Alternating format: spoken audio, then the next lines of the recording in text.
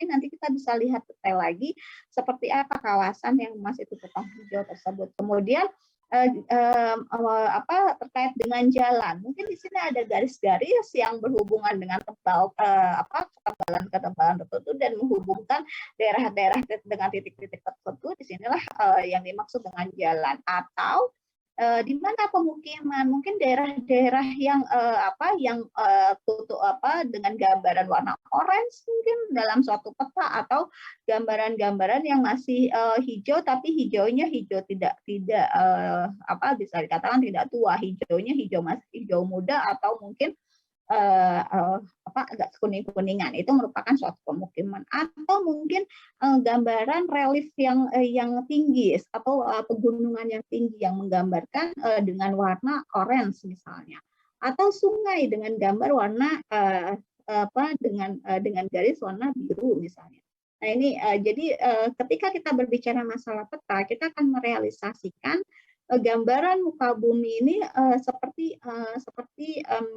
real, seperti nyatanya. Jadi di mana hutannya, di mana jalannya, di mana sungainya, di mana relief atau di pegunungannya, kemudian di mana ada pemukimannya, atau mungkin kita bisa menggambarkan kondisi abiotiknya seperti itu. Nah, ini merupakan gambaran realnya dari suatu wilayah di Kalimantan misalnya. Ini kondisi di Kalimantan Tengah seperti ini ya. Jadi memang di situ ada ada vegetasi atau ada tutupan lahan yang masih hijau kanan kirinya, termasuk hutan rawa, dan dibatasi oleh sungai yang cukup besar. Nah, atau mungkin ini gambaran danau yang ada di Padang, ada Sumatera Barat, yang di situ di samping kanan kirinya masih ada tutupan hutannya, tetapi tidak jauh dari situ juga ada pegunungan, atau sebelah selatannya tidak jauh dari danau itu sudah masuk pemukiman. Ini merupakan gambaran realnya. Nah, bagaimana gambaran real atau nyatanya ini kita tuangkan dalam peta? Itu yang menarik ketika berbicara masalah peta. Nah, dalam berbicara masalah peta, kita tidak lepas dari analisis profil melintang atau gradien kemiringan, atau istilahnya di mana sih titik-titik kelerengannya. Jadi kalau berbicara masalah tadi, gambar yang pertama tadi, ini misalnya ini ke permukaan bumi yang tidak rata atau permukaan bumi yang memiliki titik elevasi tertentu. Ketika kita aplikasikan dalam suatu gambar, kita akan melihat bagaimana titik kemiringannya, gradiennya, atau istilahnya kelerengannya seperti itu. Kelerengan atau slotnya seperti apa. Nah, ini yang menjadi bahasan lebih jauh nanti ketika berbicara masalah peta. Mungkin ini hanya singgungan dasar saja, nanti lereng atau skopnya kemudian nanti akan dibicarakan lebih jauh setelah UTS, dan mungkin nanti kita akan ketemu kembali di semester 5. Nah, ketika berbicara masalah kelerengan atau menghitung gradien, kita akan berbicara masalah kelerengan atau ketinggian, atau istilahnya dalam hal analisis profil melintang, berarti akan ketemu gradien. Bagaimana cara menghitung gradien? Nah, dalam menghitung gradien ini kita akan melihat skalanya, kemudian skala itu dikali 2. Jadi misalnya jarak B dikurang C ini sama dengan 2 cm misalnya.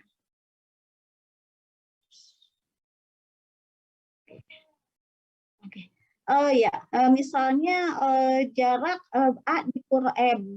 B dikurang C sama dengan 2 cm di peta dengan skala 1:50.000, maka jarak di lapangan sama dengan 2 cm kali 50.000, atau bisa dikatakan 100.000 cm atau setara dengan 1.000 meter. Berarti beda tinggi B dan C sama dengan 100 dikurang 25. sama dengan 75 meter, maka kemiringan lerengnya adalah 75 meter. 75 meter dibagi 1000, jaraknya tadi 1000 meter, 1000 meter sama dengan 0,075 derajat, atau bisa dikatakan kelerengannya atau kemiringannya sekitar 7,5% seperti itu. Ini penghitungan yang simpel yang sangat mudah ketika berbicara masalah gradien. Jadi kita lihat dulu sisi miringnya berapa, jarak antara B dan C berapa, kemudian lihat dari jumlah tersebut atau jarak B dikurang C tadi jumlahnya berapa dikali dengan skala, kemudian beda tinggi B berapa, misalnya beda tinggi B 25, beda tinggi C 100, berarti beda tinggi C dikurang tinggi B sama dengan 75 meter. Nah, tadi yang jumlah jarak tadi, jumlah jarak dikali skala 100.000 berarti 1000 meter, berarti 75 dibagi 1000 sama dengan 0,075 atau sekitar 7,5%. Itu penghitungan simpel dari gradien. Kemudian ketika berbicara masalah gradien, nanti akan kita temui model-model digital dari muka bumi. Ketika berbicara masalah peta yang ada berdasarkan citra satelit atau berdasarkan pemetaan udara, kita akan menemui model-model digital bumi itu seperti apa. Bisa jadi gambarannya benar-benar real, nyata, seperti apa yang ada di muka bumi. Bisa terlihat mana pegunungan, mana danau, mungkin mana lautan, mana pemukiman gitu. Jadi bisa dikatakan bahwa model digital bumi di sini merupakan persamaan dari elevasi yang dihubungkan dengan garis imajiner menjadi profil topografi muka bumi, atau bisa dikatakan sebagai analisis dari data spasial. Kita akan berbicara banyak terkait dengan data spasial nanti semester 5, tapi ini sebagai singgungannya saja bahwa dari model-model muka bumi ini kita akan menemukan berapa nilai atau angka-angka yang bisa kita aplikasikan dalam suatu pemetaan. Seperti itu sebagai analisis data spasial nantinya. Itu kemudian ada dalam model digital model digital bumi, muka bumi, kita akan ketemu analisis data spasial. Apa sih analisis data spasial?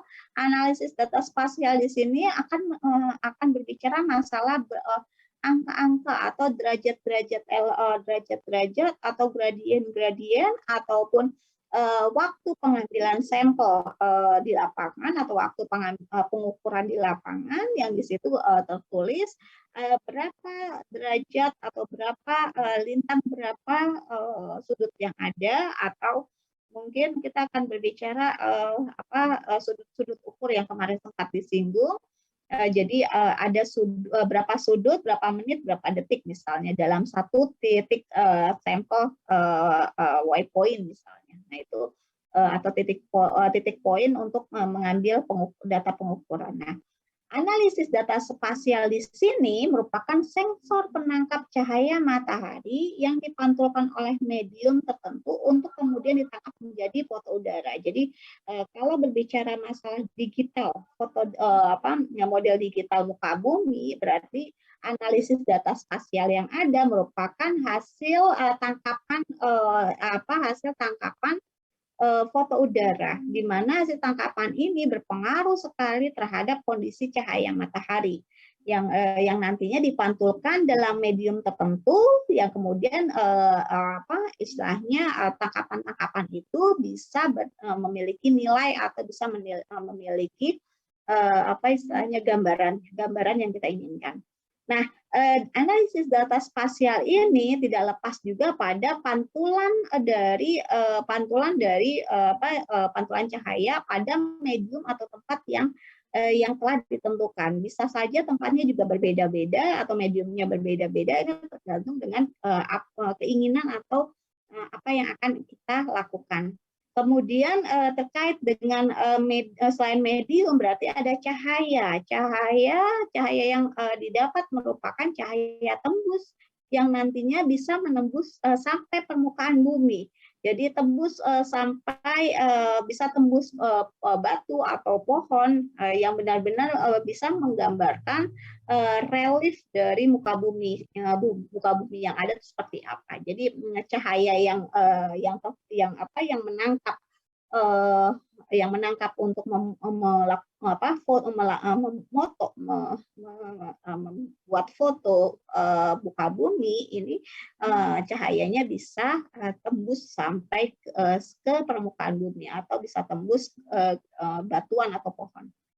Dan data spasial yang ada juga memberikan kesan terhadap ketinggian atau elevasi dari muka bumi tersebut, yang nantinya ketinggian ini pasti beragam tergantung pantulan cahaya yang diterima kembali, seperti itu. Nah, ini merupakan gambaran bagaimana suatu foto udara ketika kita mau melakukan melakukan foto udara, dan di situ ada data-data yang kita terima. Nah, data-data ini yang nantinya kita olah atau kita analisis lebih jauh berdasarkan gabungan-gabungan dari peta-peta lainnya yang bisa dikatakan kita overlay antara peta yang satu dengan peta yang lain, nanti menghasilkan peta-peta yang komplit atau peta yang kompleks seperti yang kita inginkan. Ketika berbicara mengenai model digital bumi, berarti ada jenis-jenis modelnya. Modelnya apa saja sih? Modelnya itu ada DSM, Digital Survey Model. Berarti di situ melihat bagaimana model 3 dimensi. 3 dimensi ini zona runway-nya atau model permukaan bumi yang menggambarkan bagaimana seluruh objek permukaan bumi yang terlihat, baik itu objek bangunan, vegetasi, atau objek tanah yang terbuka, seperti halnya dalam kenyataan atau di foto. Nah, sebenarnya model DSM ini adalah model 3 dimensi, di mana menggambarkan suatu zona runway dari pengelolaan lingkungan dan menganalisis obstruksi atau perencanaan suatu wilayah. Jadi suatu gambaran untuk merencanakan suatu wilayah dengan kondisi realnya, dengan melihat kondisi realnya atau kondisi secara nyata. Kemudian ada model Digital Elevation Model atau DEM. Dalam DEM ini agak berbeda sedikit dengan DSM. Di mana DSM tadi lebih melihat model permukaan bumi dengan menggambarkan objek permukaan bumi yang terlihat. Jadi yang terlihat ada objek bangunan ya terfoto, objek vegetasi atau foto, objek tanah dan yang terbuka misalnya itu juga terfoto. Sementara kalau DEM atau Digital Elevation Model di sini ini menggambarkan bagaimana gambaran model muka bumi dengan grid raster yang mereferensikan titik awal dari permukaan bumi. Jadi lebih mengarah pada model untuk menganalisis atau menganalisis berdasarkan ketinggian, atau lebih pada mengeliminasi objek-objek di muka bumi atau di permukaan tanah seperti halnya tanaman atau perumahan itu tidak terfoto, tetapi berdasarkan ketinggian ini akan terlihat. Dan prinsipnya model 3 dimensinya DEM dengan DSM tadi, DEM ini lebih permukaannya lebih terlihat halus seperti itu. Pemanfaatan dari Digital Elevation Model di sini lebih mengarah pada bagaimana kita mengetahui peta hidrologi atau stabilitas batuan atau mungkin peta-peta tanah. Kemudian ada lagi tadi ada DSM, DEM, kemudian ini gambaran untuk DEM-nya, Digital Elevation Model, seperti halnya bagaimana kita melihat kondisi Pulau Bali misalnya. Di situ terlihat adanya pegunungan atau adanya istilahnya ketinggian tertentu, atau mungkin daerah yang benar-benar bisa dikatakan rendah seperti itu. Nah, dalam DEM ini juga terlihat berapa kelerengan atau slope-nya, kemudian konturnya seperti apa, kondisi peta konturnya, dan visibility-nya tuh bagaimana, seperti itu. Itu lebih mengarah pada melihat kondisi secara topografi atau elevasinya. Kemudian ada DTM. DTM di sini adalah digital trend model. Jadi model peta bumi dengan melihat gambaran permukaan elevasi yang mewakili bumi yang kosong, bumi kosong yang direferensikan ke datum vertikal. Jadi lebih melihat bagaimana gambaran muka bumi dengan kontur-kontur yang lebih teratur, seperti itu. Interpolasi DEM dengan batas dan titik 3 dimensi yang diatur secara spasial. Jadi lebih DTM ini lebih mirip dengan DEM, lebih identik dengan DEM. Gambarannya lebih pada foto udara dengan melihat istilahnya melihat topografi atau ketinggian. Dan dari topografi atau ketinggian ini atau elevasi ini kita akan mengetahui juga gambaran-gambaran muka bumi mana yang kosong atau mana yang terlihat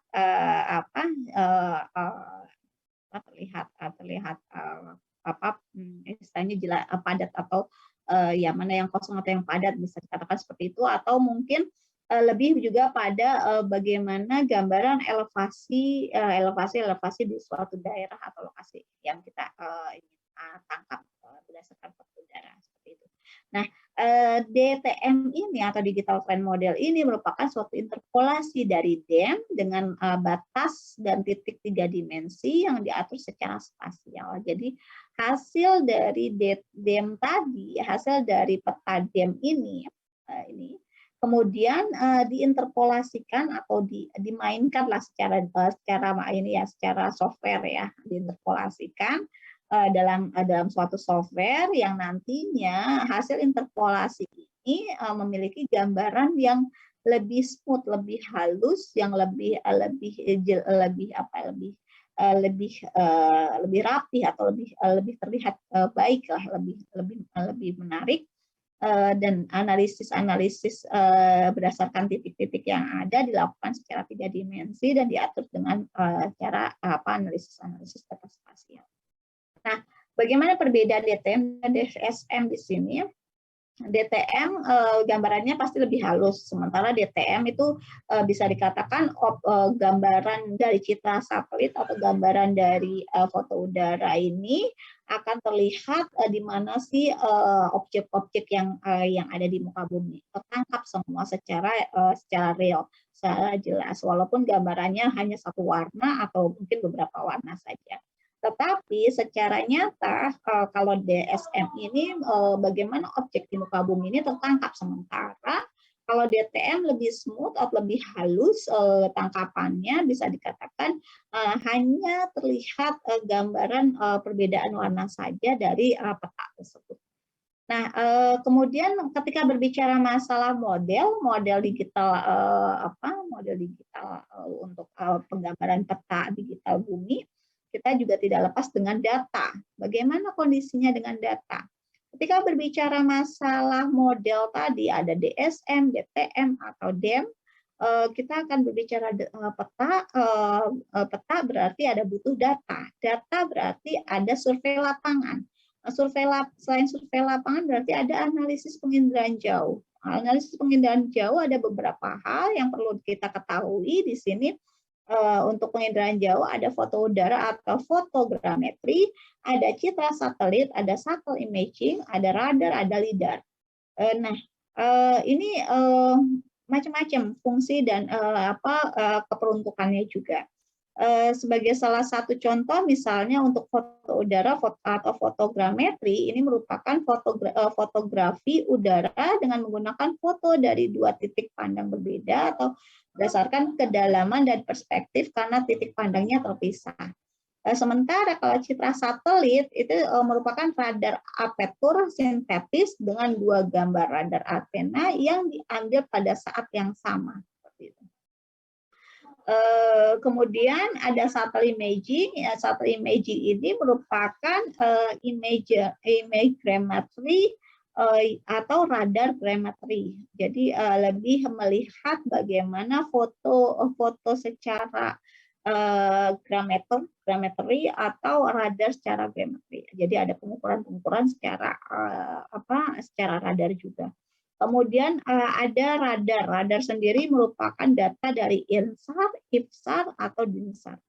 Dan ada juga LIDAR. Mungkin kita pernah dengar masalah foto udara atau LIDAR, penginderaan jauh yang dinamakan LIDAR. Di sini LIDAR adalah point cloud analysis atau advance, di mana pantulan-pantulan cahaya ke tanah dan kembali ke sensor dengan elevasi permukaan bumi. Jadi kalau berbicara masalah gambaran permukaan bumi, kalau foto udara dengan nanti yang dihasilkan berupa DSM atau DSM, berarti ini gambarannya. Ketika kita moto wilayah, di situ ada rumah ya foto rumah, ada pohon ya foto pohon, ada bangunan ya foto bangunan, seperti itu. Sementara kalau DTM atau DEM, ada siapa aja di rumah? Kan warna pohon Bayu masih akan udah pulang kapan?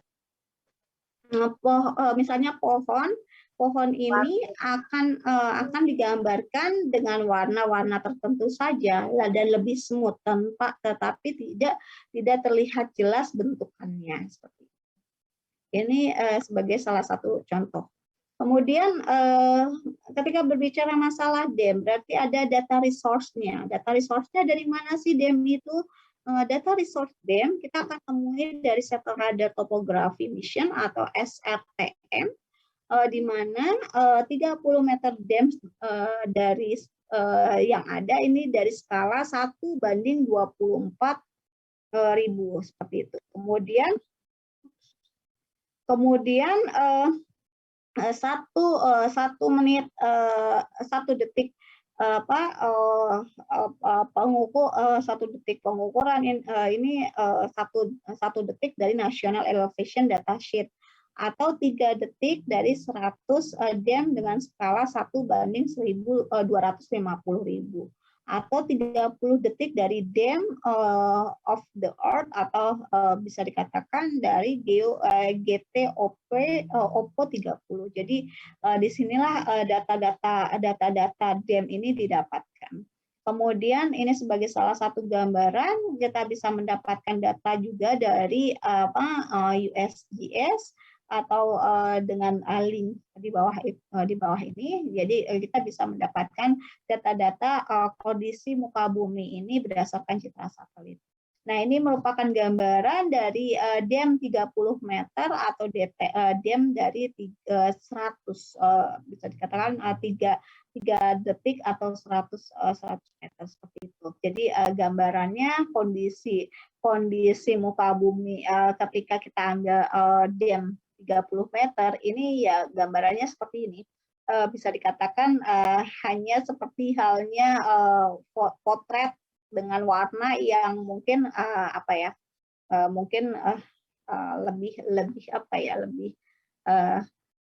kalau bisa dikatakan kalau yang melihat awal-awal masih agak gambaran muka buminya masih tergambar seperti biasa ya, maksudnya tidak terlihat secara jelas bagaimana gambaran seperti halnya lebih detail pada DTM tadi yang bisa dilihat bentuk-bentukan wilayahnya dengan kondisi bangunan atau kondisi vegetasi, sementara DTM ini lebih pada pewarnaan saja, gambaran dari warna-warna yang ada. Kemudian ini untuk gambaran resource bagaimana kita bisa mendapatkan data DEM dengan 30 detik DEM of the Earth atau bisa di GTOP 30 ini linknya. Jadi kita bisa melihat bagaimana foto udara atau foto citra satelit yang dihasilkan oleh GTOP 30 seperti itu. Itu gambaran untuk untuk pemetaan dan citra satelit yang ada sebagai awal dari aplikasi. Ketika kita melakukan pengukuran di lapangan, kita bisa memanfaatkan penggunaan peta berdasarkan citra satelit yang nantinya hasil pengukuran di lapangan kita overlay atau kita gabungkan dengan peta udara atau peta citra satelit dan menghasilkan beberapa output yang kita inginkan. Itu dari saya. Ada pertanyaan dari sini, silakan.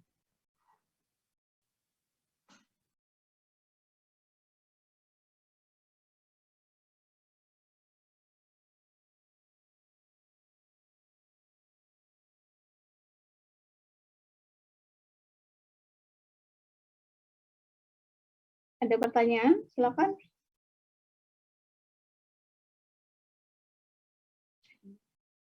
Yang ini DM.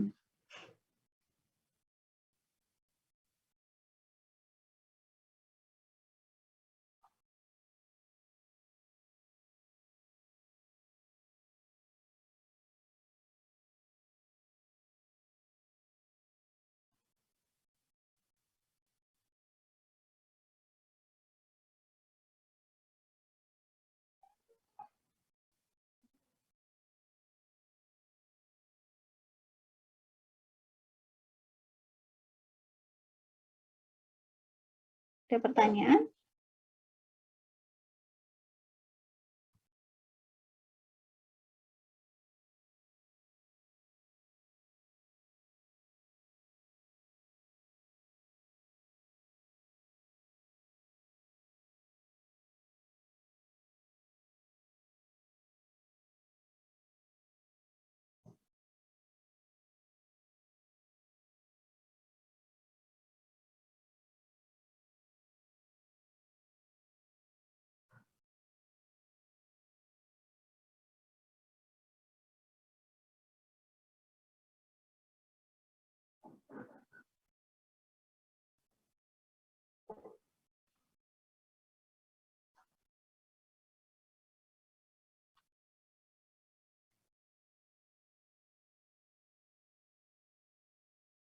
Paham atau pusing? Pusing ya? Bingung ya? Ya, pusing, bingung. Oke, ya. Ketika berbicara masalah survei dan pemetaan wilayah hutan, sebenarnya tidak lepas dengan pengukuran yang pertama. Kemarin kita bahas terkait dengan pengukuran ya, pengukuran di pertemuan pertama itu sudah mengenal bagaimana dasar-dasar ilmu ukur, kemudian alat ukurnya apa saja, kemudian pertemuan berikutnya kita berbicara masalah pengukuran dilihat dari jarak, dari sudut horizontal atau vertikalnya, kemudian dari gambaran pengukuran kita bisa mengaplikasikannya dengan pembentukan gambaran suatu kawasan yang di situ bisa digambarkan dengan menggunakan salah satunya poligon. Ada poligon tertutup, ada poligon terbuka misalnya sebagai gambarannya seperti itu. Nah, dari gambaran-gambaran pengukuran poligon tadi kita bisa lihat juga gambaran dari sudut-sudutnya itu benar nggak sih ada nilai koreksi sudut atau nilai koreksi sudut ukur untuk poligon. Kemarin sudah dibahas masalah hitung-hitungannya. Kemudian selesai dari situ kita akan membahas lebih jauh bagaimana pengukuran poligon tadi atau penggunaan sudut ukur, penggunaan alat ukur, sudut ukur, terus pengukuran jarak di lapangan, kemudian teknik-teknik pengukuran diaplikasikan kembali dalam suatu peta. Nanti akan ketemu bagaimana kita bisa membaca peta yang ada. Peta yang ada, misalnya kita melihat peta suatu wilayah. Aplikasinya seperti apa sih pengukuran yang telah kita lakukan di awal tadi seperti itu. Nah, ketika kita aplikasikan dalam suatu kegiatan atau proyek penelitian atau proyek atau kegiatan-kegiatan kegiatan di lapangan lah, pengukuran di lapangan, ini nanti akan melihat juga bagaimana gambaran suatu wilayah yang nanti diaplikasikan ke dalam kertas gambar atau peta. ketika kertas gambar atau peta, kembali lagi peta yang ada mungkin tidak semua sama. Bisa jadi dalam suatu wilayah hanya disediakan atau hanya ada peta kontur. Bagaimana cara membaca peta kontur? Minggu kemarin sudah disampaikan bagaimana membaca peta kontur yang ada. Nah, ketika peta kontur itu diaplikasikan dari hasil pengukuran yang tadi, kita gambarkan misalnya gambaran untuk berapa sih jarak luasan suatu kawasan misalnya, atau gambaran dengan istilahnya kalau kita aplikasikan ke penelitian misalnya ketika kita melakukan pengamatan atau penelitian dengan mengikuti satwa misalnya, berapa daerah jelajahnya, berapa luas daerah jelajahnya, kita aplikasikan ke peta, dan sementara itu ada peta kontur, kita lihat dulu kondisi peta konturnya gimana. Kemudian apakah peta kontur yang ada memang memang bisa langsung digambarkan dengan kondisi penelitian kita. Kita juga harus tahu wilayah-wilayah yang mungkin di situ terjal, atau wilayah itu sulit ditempuh, atau wilayah itu landai, atau wilayah itu dengan elevasi tertentu. Ini kita juga bisa baca dari peta kontur yang ada. Setelah itu data yang didapat dari lapangan kita bisa match-kan dengan peta kontur yang ada di dalam suatu kegiatan misalnya. Nah, ketika berbicara masalah peta kontur, kembali lagi itu juga nanti akan melihat bagaimana interval garis-garis interval dari dari satu garis dengan garis lainnya, dan pastinya garis kontur itu tidak ada cabang, tidak ada istilahnya tidak ada potongan satu sama lain, dia membentuk garis tersendiri seperti itu. Nah, kemudian dari situ kita juga bisa lihat berapa interval konturnya. Interval kontur kemarin sudah diajari cara menghitungnya dengan skala. Itu sebagai dasar untuk kita bisa tahu garis satu dengan garis yang lainnya memiliki jarak berapa, dan itu bisa kita kondisikan dengan keadaan di lapangan. Nah, dari situ kita bisa aplikasikan lagi dengan peta atau pengukuran di lapangan dengan hasil penelitian yang ada dari peta. Kita mau lihat berapa sih daerah jelajahnya satwa misalnya. Kita akan aplikasikan ke peta dengan membentuk gambaran-gambaran poligon misalnya.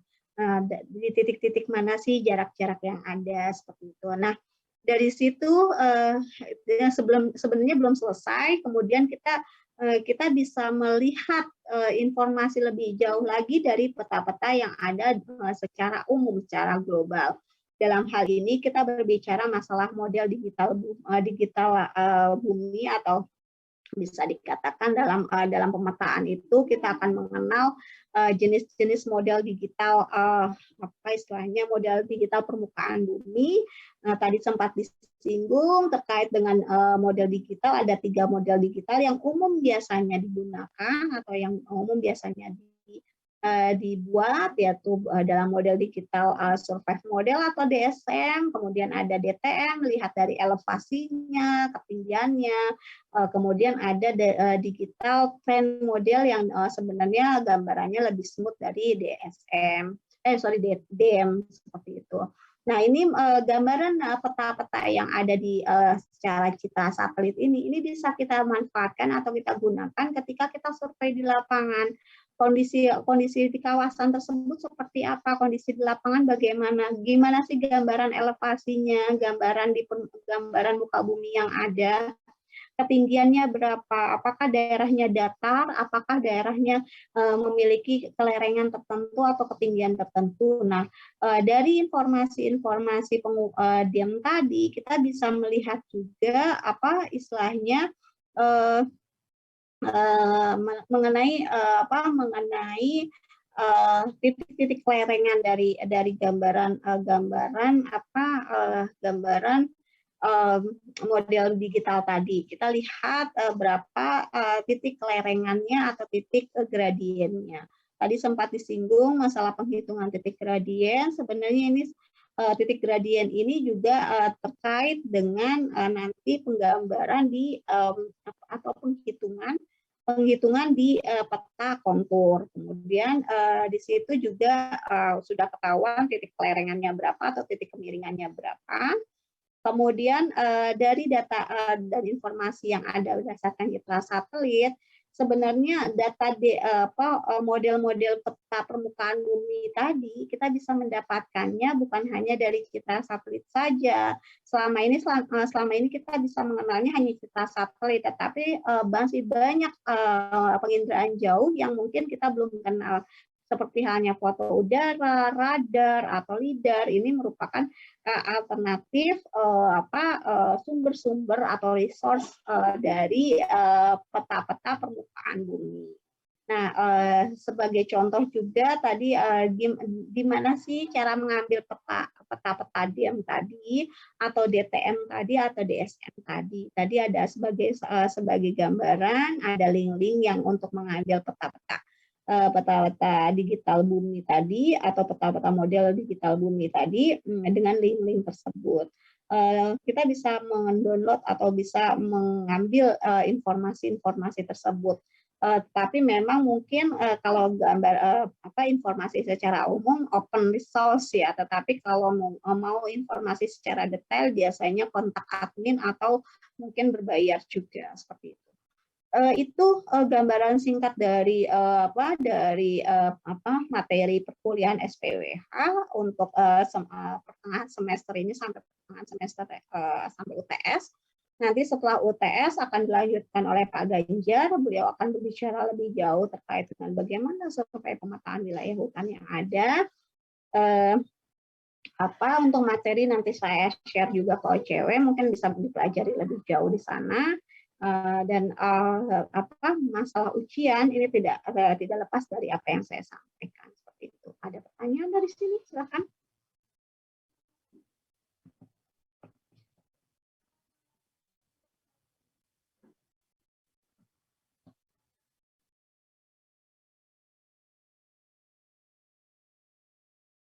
Ada pertanyaan dari sini? Atau masih bingung? Bingungnya di mana? Atau paham? Kalau paham, alhamdulillah. Kalau bingung, bingungnya di mana? Atau masih nggak nyambungnya di mana?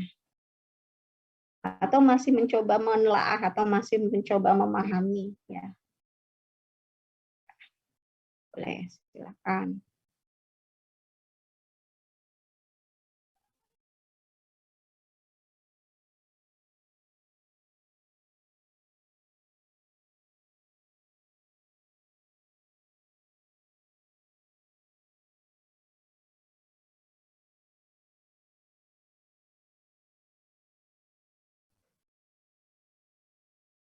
Ada pertanyaan?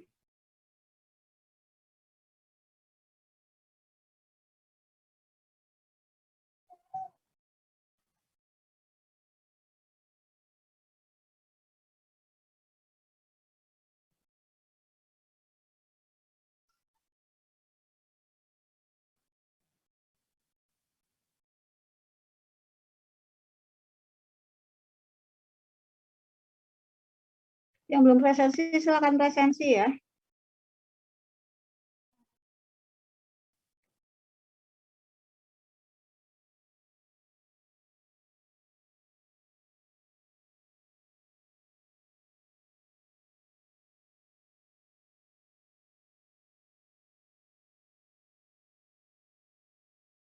Kelas B masih ada Ita. Ita belum presensi, nanti presensi ya.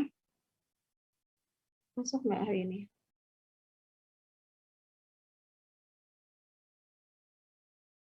Oke, nggak ada pertanyaan, cukup. Kalau nggak ada pertanyaan, kita ketemu di minggu depan. Untuk ujian, nanti sistemnya seperti apa saya sampaikan ke koordinator. Dan untuk selanjutnya praktikum setelah Lebaran ya, insya Allah setelah Lebaran nanti kita koordinasi kembali untuk praktikumnya. Dan untuk praktikum informasinya udah luring, jadi informasi dari Kaprodi kemarin terakhir waktu pas kami ada rapat, praktikum akan dilaksanakan secara luring, jadi bisa kita ketemu dengan tatap muka dan nanti bisa dengan asisten atau koas juga untuk praktikum lebih lanjut terkait dengan praktikum mata kuliah ini, seperti itu.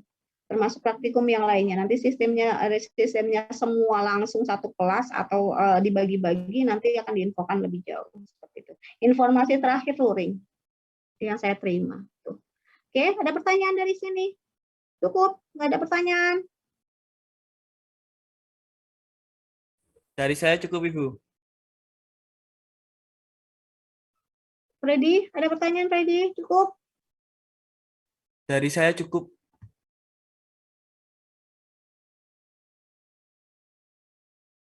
Dari Freddy cukup ya?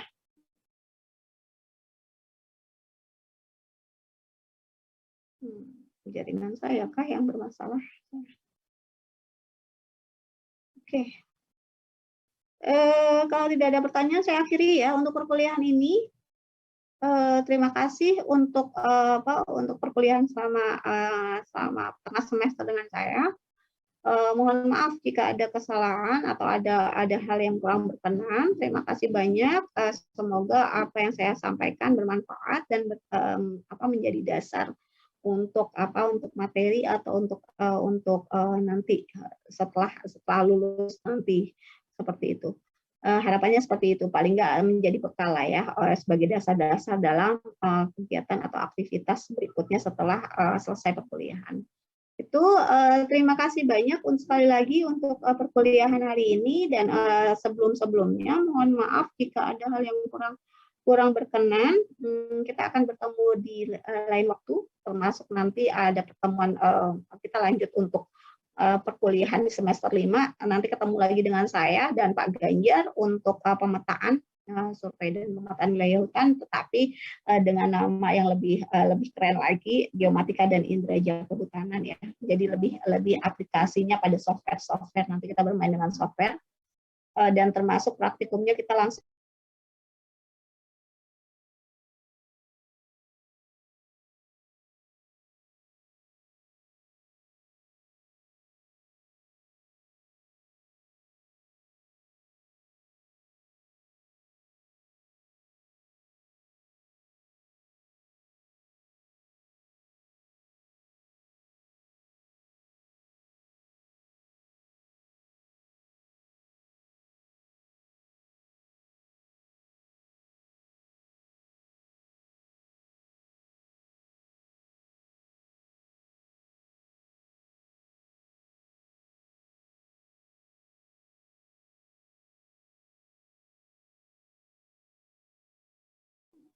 mohon maaf ya, jaringan saya ternyata bermasalah. Saya udah ganti device lagi. Jadi sekali lagi terima kasih.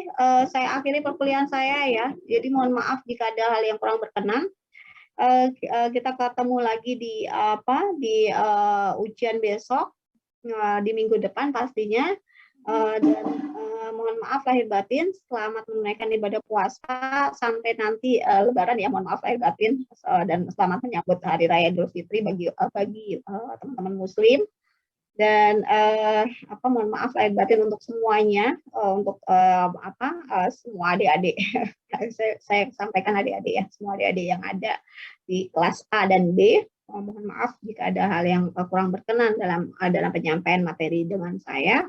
Kita bertemu di lain waktu, dan nanti mohon koordinator bisa koordinasi dengan Pak Ganjar. Nanti kalau misalnya tidak ada kontak beliau, bisa hubungi saya untuk minta kontaknya Pak Ganjar. Nanti koordinasi antara koordinator dengan Pak Ganjar untuk sistem perkuliahannya dengan beliau ya. Itu dari saya. Terima kasih sekali lagi. Sampai ketemu. Tetap jaga kesehatan. Selamat sore semuanya. Assalamualaikum warahmatullahi wabarakatuh. Waalaikumsalam warahmatullahi wabarakatuh. Terima kasih, Bu. Terima kasih, Bu. Selamat sore.